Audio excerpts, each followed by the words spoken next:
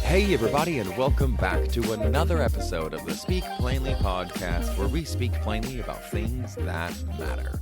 I'm your host, Owl Medicine, and thank you for hanging out with me. This is kind of crazy how long this podcast has been going on. I'm really excited about it. I finally got smart and started doing some batch recordings.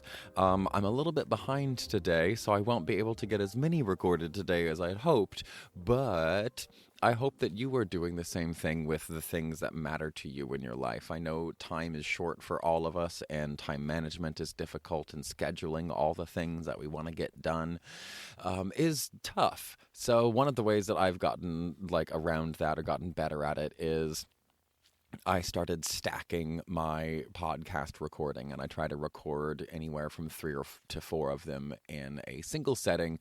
That way single sitting. That way I don't have to worry about it for the next month or 6 weeks. I can put them out every week or every 2 weeks and be good to go. And I can spend the time that I would normally spend preparing and getting all my thoughts together. I can actually spend that time just writing in between and slapping them all into Google Documents and having a chunk of pieces to go through. And that's been really fun. So today, the first episode we're going to be recording is really fun to me. We all know that white people are thieves. In general, white people have been stealing black people and native people and Asian people and other poor white people and using them as slaves or body shields for hundreds of years. So we're not going to talk about white people being thieves. We know that's a thing, which is hilarious that it wound up being called an Indian giver, because it's literally like white people giver. It was how white people treated Indians, Native Americans, American Indians. It was how we treated them that came up with the term Indian giver. And this is kind of a perfect example as what we're going to be getting into today. I decided that we all know that we're thieves, so I wanted to talk about one of my personal pet peeves, which is Maslow's hierarchy of needs. Because there was no hierarchy. Maslow spent 6 weeks with a Native American group and left thinking that he knew everything that they could possibly teach him, and basically took a concept that they had to be able to grow the most healthy and well-adapted human beings and turn it absolutely inside out, upside down, make it essentially functionally useless, and then say that natives are dumb, savage people. Which, wow, because their system worked beautifully.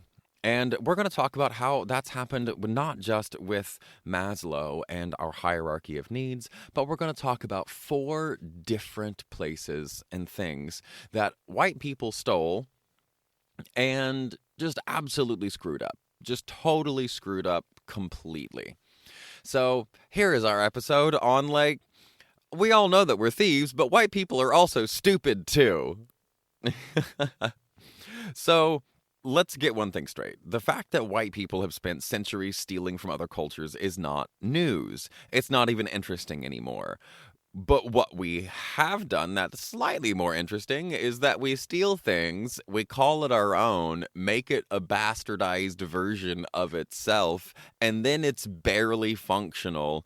And then we either use that barely functionality to say, ooh, this is us and we're doing amazing things with it.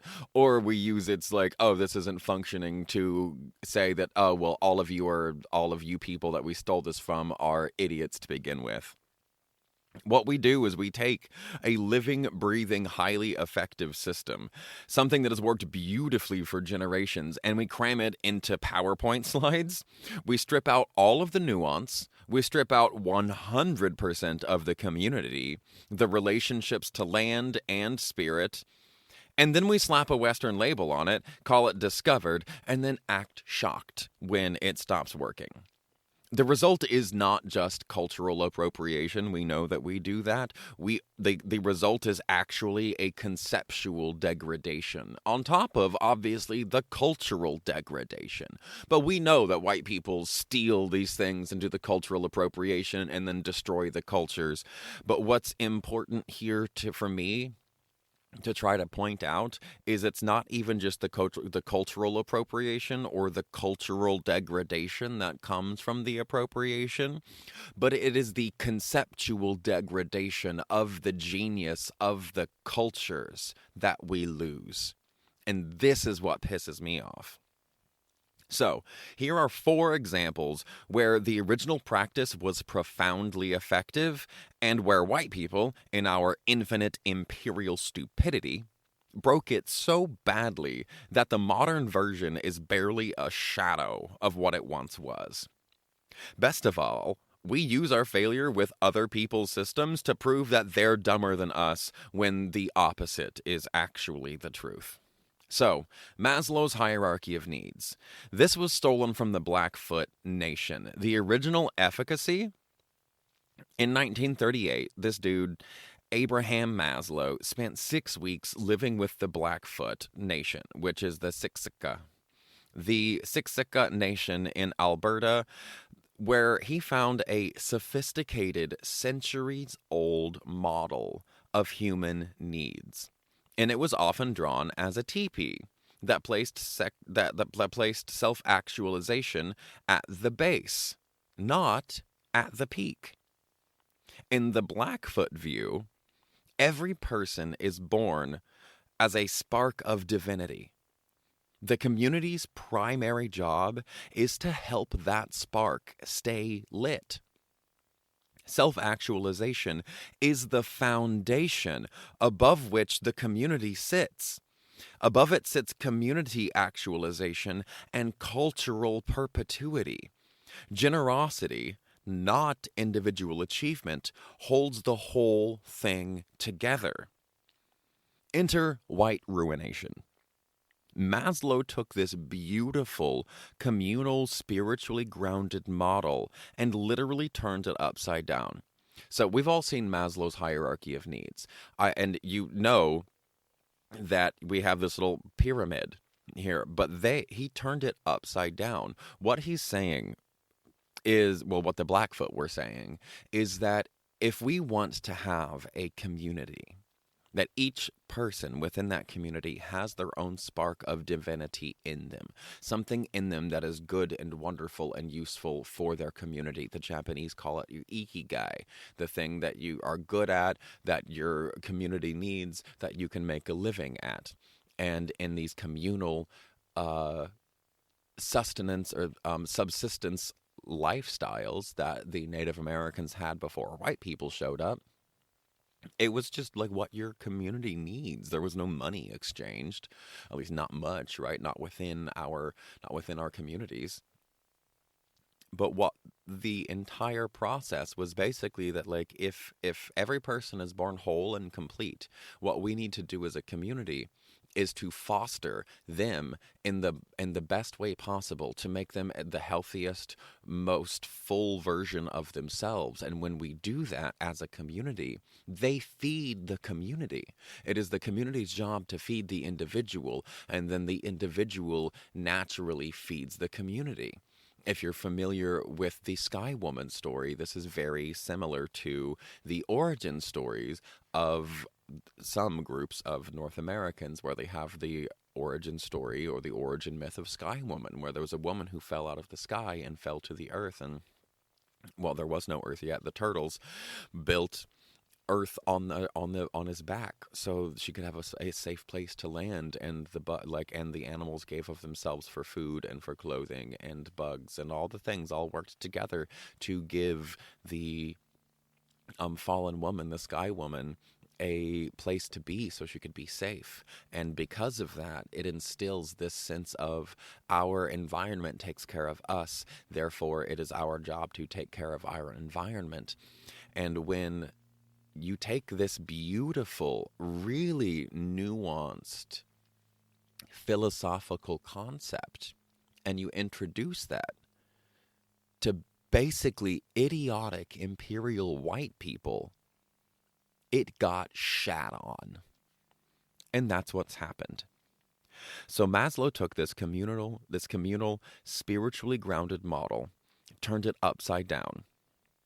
He buried self-actualization way up at the top of the pyramid, making it a prize that you can only earn after food, love, self-esteem, safety.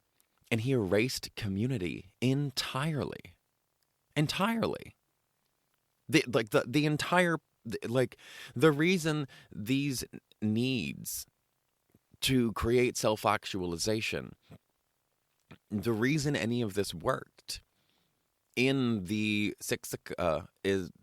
nation is because of the sense of community. And he removed community completely from it because white people are so effing stupid. We're so effing stupid. We're so egotistical that we can't possibly imagine that someone else knows more than we do, that someone else's way of thinking could be broader and more inclusive than ours. We just cannot wrap our heads around it to such a degree that we can take this beautiful, centuries-old concept, turn it literally on its head, remove 100% of the context of community, and then be like, well, I guess this kind of works.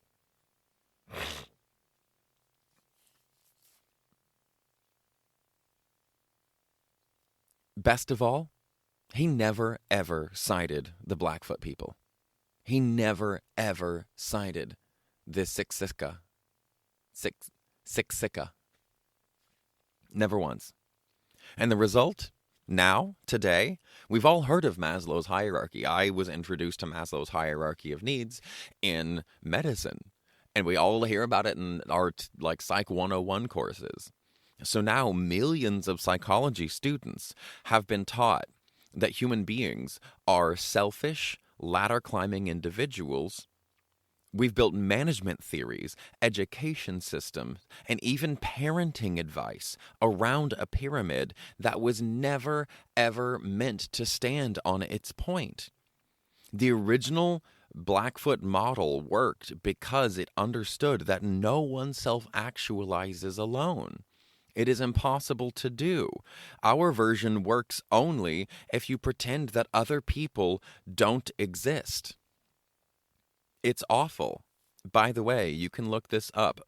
Blackstock is the author from 2021, The Emergence of the Breath of Life Reality.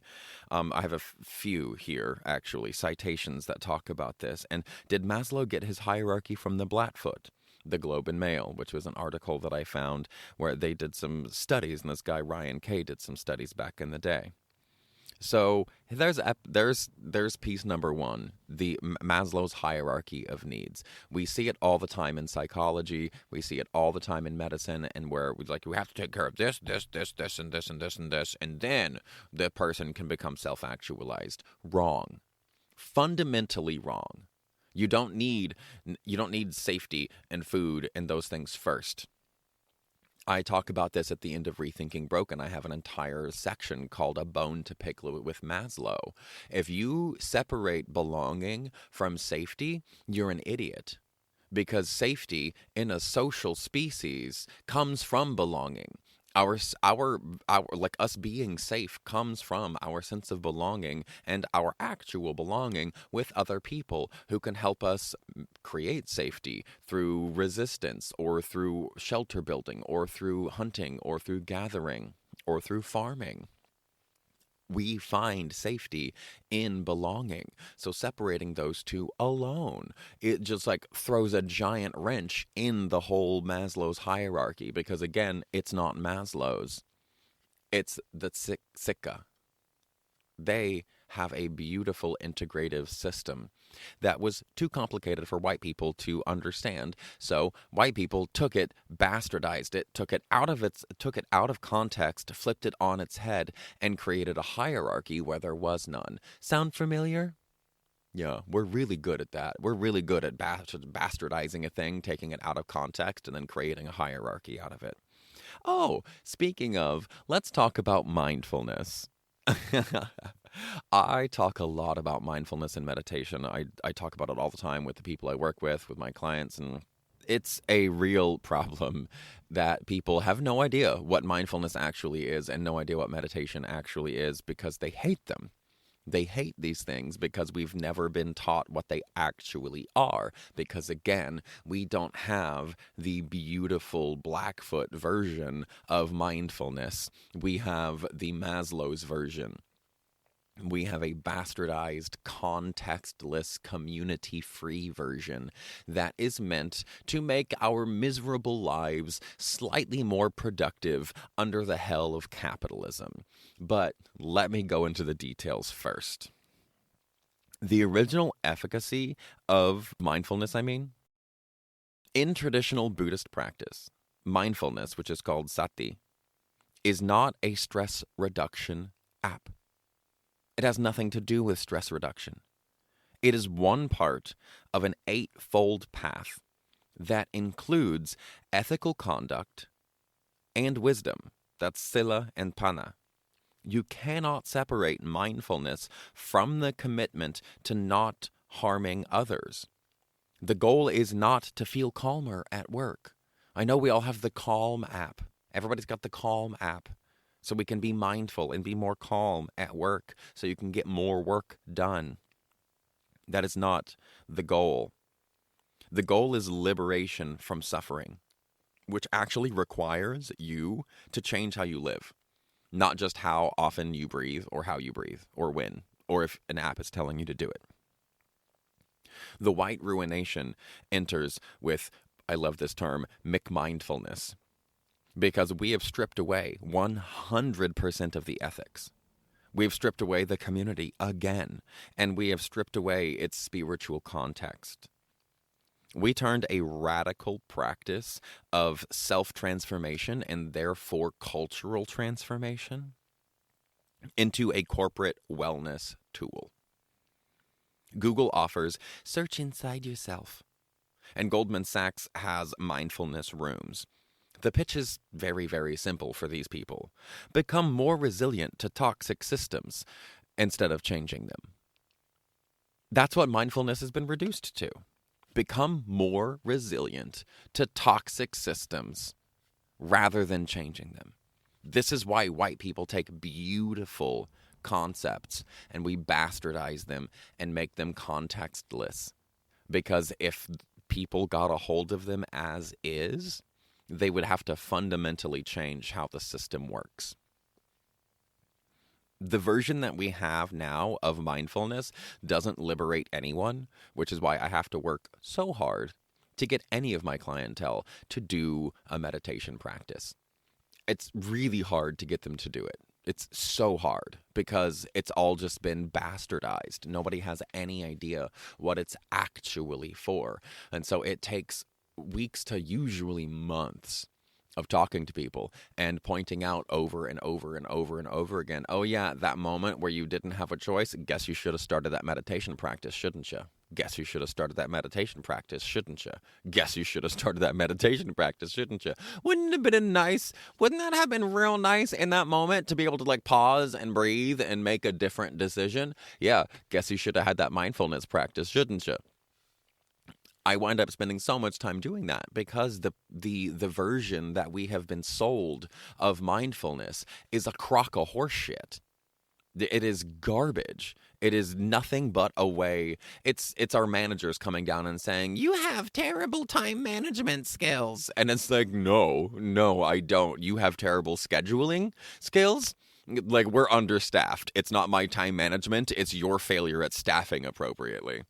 That's what is basically happening when I'm having to talk with people about mindfulness because they're so turned off by it because the version that we have been sold doesn't liberate anybody. It just pacifies people. And the people I work with, we don't want to be pacified, and I don't want to pacify them. It turns a practice designed to end suffering into a practice that is just a band-aid for burnout. By isolating a technique from its ethical framework, we made mindfulness safe for capitalism. Nothing good should be safe for capitalism. Capitalism is cancer. Capitalism is the largest cult in the history of the world, and that is an episode I will be recording today. It is the oldest, it's the biggest cult in the history of the world. Anything that's safe for capitalism is not good for human beings. And almost entirely, it's inert for genuine human flourishing. The way we teach mindfulness now is basically inert for human flourishing. It's awful. And there's a ton of science on this, but I'll digress because I could rant about the terrible approach that we have for mindfulness all day. The next one. We know about cultural burning, about burning plots of land in order to be able to bring nourishment to the soil so it can grow better the next year. Well, cultural burning, the original efficacy, for at least 65,000 years, Aboriginal peoples did mosaic burning. Aboriginal peoples in Australia did what they called mosaic burning, which were small, frequent, low-intensity fires set at very specific times of the year. This created a patchwork of habitats, reduced fuel loads, encouraged biodiversity, and prevented the kind of catastrophic megafires that now regularly incinerate Australia. This was not primitive.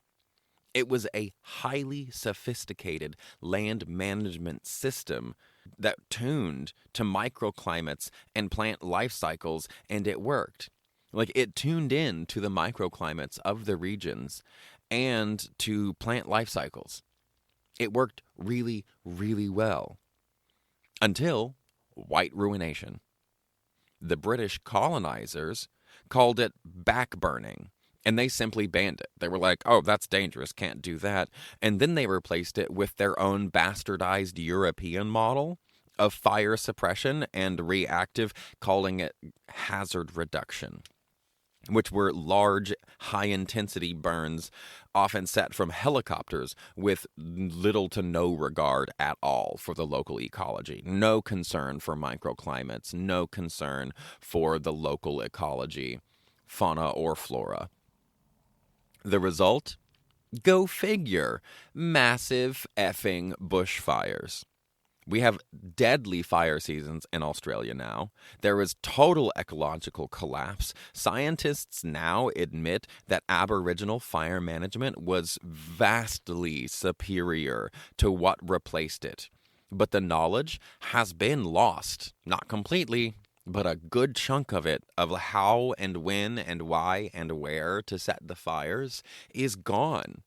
It's lost because white people spent 2 centuries calling the world's oldest fire scientists primitive. This is what pisses me off. We know that we're thieves, but here's what's worse. We're shitty thieves. We're shitty little fucking thieves. We stole the Mona Lisa off of the wall and then used it as a napkin. That's what the fuck we've done. That is the history and the story of white people as they encounter beautiful intercultural expressions of our relationships with each other and with nature. As soon as white people got a hold of it, it was destroyed. The last one we'll talk about is African medicine. There was traditional African medicine stolen by colonial powers in Zimbabwe specifically. There's actually a bunch of this, a bunch of science about Zimbabwe specifically. And I know this is a Chinese medicine kind of person, but I love this example. Before colonization, the Nanga, the traditional healers of Zimbabwe and other African nations, were the primary healthcare providers for millions of people. Their system was holistic, community-based, and integrated physical, spiritual, and social factors. In Kori culture, mental illness, kupanga, was understood as a social issue requiring communal healing, a view that modern psychiatry is only now catching up to. This is what we call the biopsychosocial approach, which came out in the United States in 1977 and has been hands down the single most effective lens with which to observe human behavior, pathology, disease, all sorts of things, mental health struggles, or just mental health. The biopsychosocial approach has been hands down the most effective.